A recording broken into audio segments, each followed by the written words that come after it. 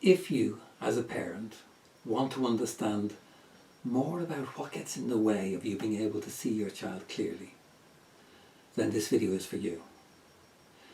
My belief is that as ordinary good enough parents, this happens quite frequently.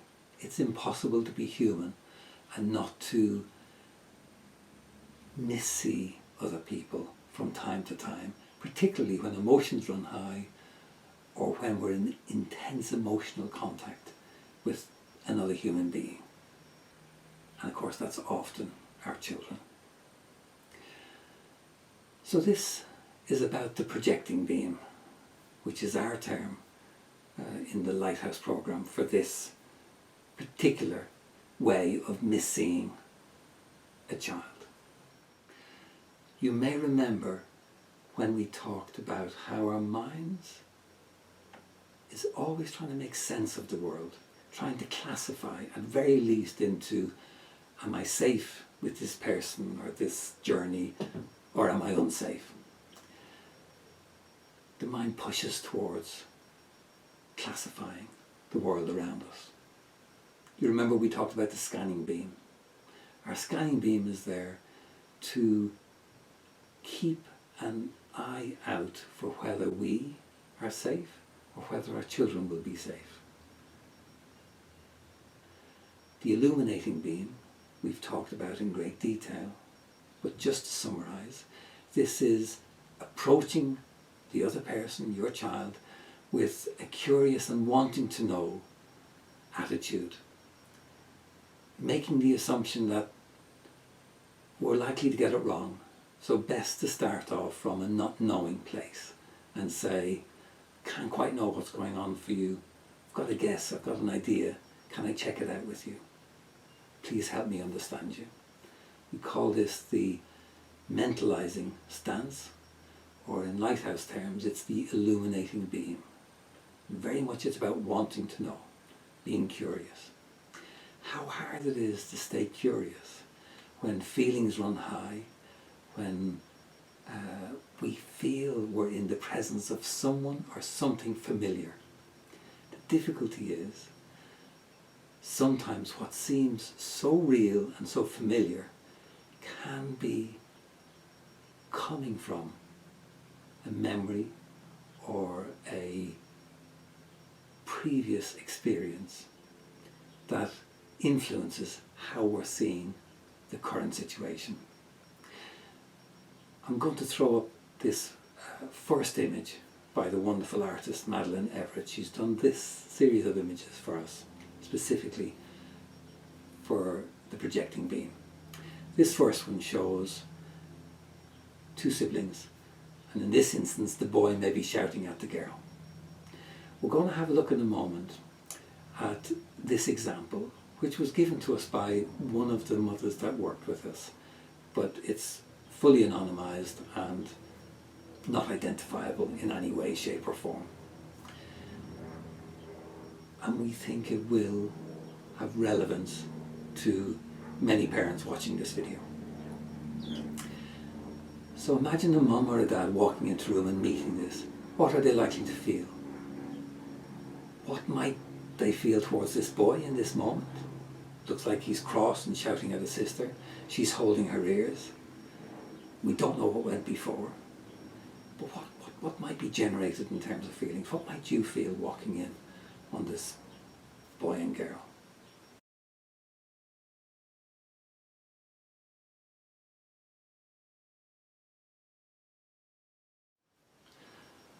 This next image shows one possibility, as described to us by this parent in the past. And what she described was how it seemed really clear to her that the boy was bullying the sister.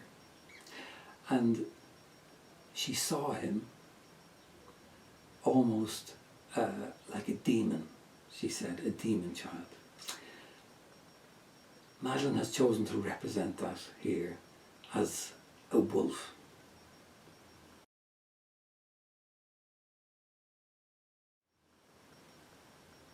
At the same time, she saw her daughter in a more idealized way, as the child who is suffering the attack, the victim of the attack, if you like.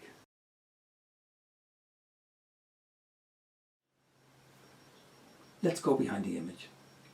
What this mum described to us was that she'd walked into a room and seen a mess that had been created while the children were playing together. She asked who made this mess, and the little girl pointed at her brother. And she was on the point. In that moment again, she saw her child, the boy as the demon child and the girl as exonerated, not to blame. But she caught herself, turned on her illuminating beam, and wondered if she really understood all that was going on. And actually what she did on that occasion was say, you need to come and tell me what happened, explain to me.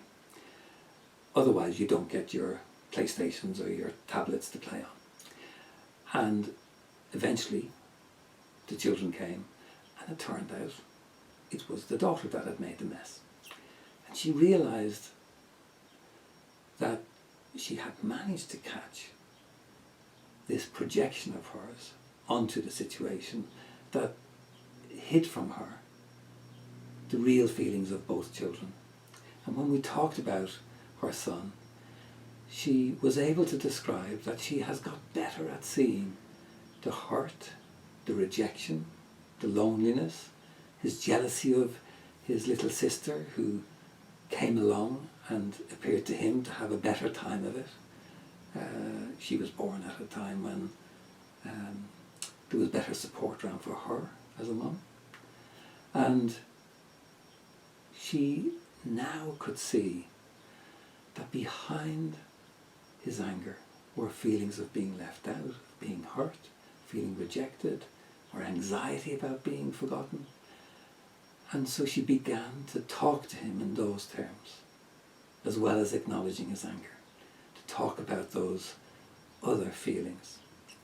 In the past, she realised those other feelings she would put into the little girl in her mind. She'd see the girl as having the rejected, hurt, lost feelings, and the boy as just being dominant and somehow just angry.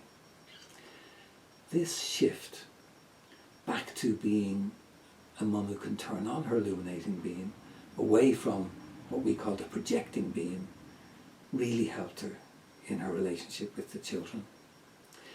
She was also able to make even further sense of it.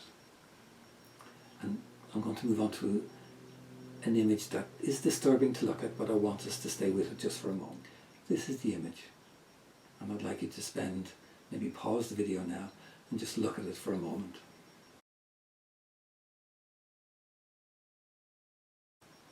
What the artist has drawn is a representation of an event in this mum's life when she was a little girl, when she had been overwhelmingly terrified because of a trauma that happened to her in childhood.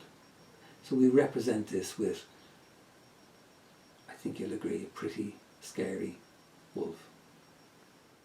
The next image for this mum represents those times when she feels overwhelmed by her mental health difficulties, either depression or symptoms of her borderline personality disorder, but it feels to her like the world is full of threat, not just in her mind but also in external reality. And I call this 360 degrees wolf. The wolf is everywhere, wherever she looks. Okay?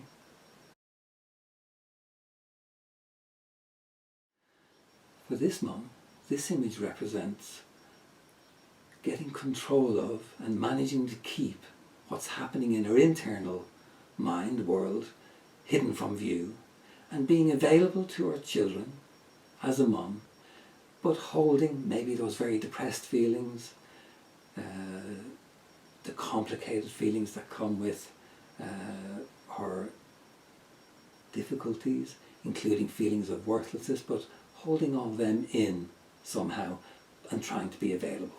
Maybe a child might see a preoccupied face from time to time in the mum, but she's managing to keep the wolves just at bay and inside. But it's quite a struggle. And often it's quite a miserable feeling to be containing or managing all of this. This next image shows a point in time when the mum has got this under control. The wolf is now caged, and as you can see, there's room in her mind for other feelings, other possibilities of connection, and she has her illuminating beam on.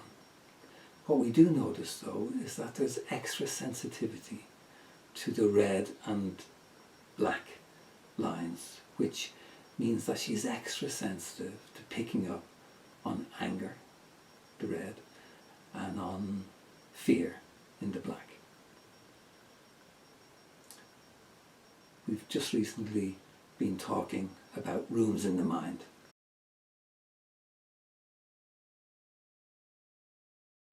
And this corresponds to a room in the mind in which maybe the trauma and the feelings associated with that trauma are kept locked.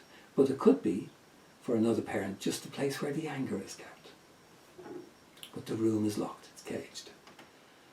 And so now we come by degrees back to that image in which we see, for this mum, the fantastic feared wolf is still haunting the mind. Her anger and aggression with that very realistic looking wolf behind her face feels aggressive towards her son. And how does she see her son? Again, she sees him as that demon child, as the wolf. If we look inside the mind of the child and the girl, we see a mixture of anger and fear in both of them. For of course, the daughter doesn't escape this, because for her, seeing her brother being portrayed as a wolf and being shouted at, say in this instance, as the wolf, is actually alarming for her too. Her fear is going to go up as well. So, for this mum, and it's a wonderful example she gave us, but it's very common to all of us as parents, the moment in which she missees her child, but both her children, has been informed by past experiences that she's previously kept locked in this room in her mind. And the difficulty, I think we've said it before, the problem with keeping a room in the mind locked under key is that because our children will have experiences of all the range of emotions, that's just ordinary life. They're going to feel sad sometimes, they're going to feel angry sometimes, they're going to feel frightened sometimes. And those feelings may trigger or kick open that door to the room or the cage in our mind, and out may come something like this projection of the wolf and our anger and aggression with it. So really important to know what's in the mind, what rooms we keep locked, but also, and this is a really, really important point, because it actually doesn't matter if you've had traumas happen to you in childhood or not. And it doesn't matter how big the trauma is or how small. What really matters, the thing that we know makes a difference in terms of your capacity as a parent to shine that illuminating beam on your child, it's dependent upon the support you have now or have had to be able to acknowledge and work through, to tolerate this wolf inside, to make sense of it, to accept that it's part of who you are.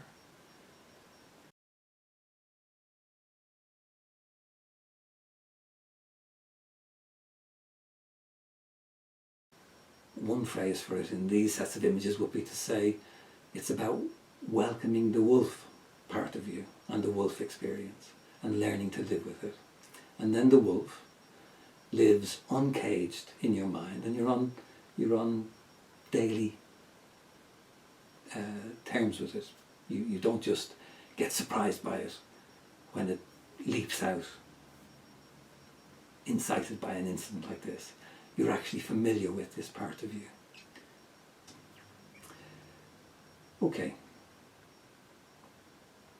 We are very interested in your responses to this set of images and to the projecting beam. And we're very interested in hearing from you about your examples of your projecting beam moments, whether that's to your children, to other people, to us.